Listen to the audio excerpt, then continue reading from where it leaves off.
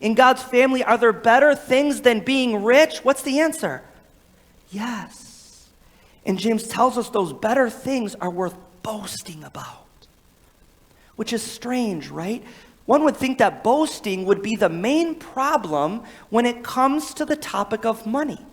But here in this passage, James describes boasting as the solution to the problem.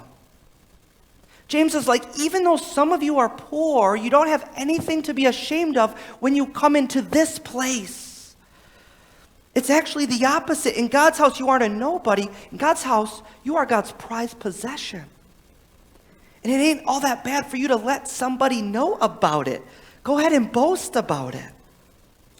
Paul said something similar in Romans 5, verse 2-3.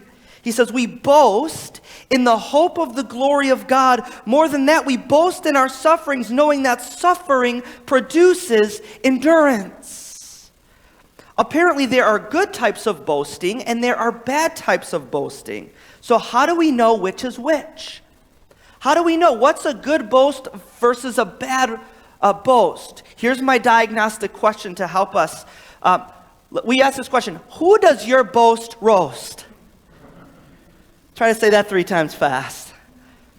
Who does your boast roast? You've heard of a roast, right? It's like when you're making fun of someone, you're putting someone down.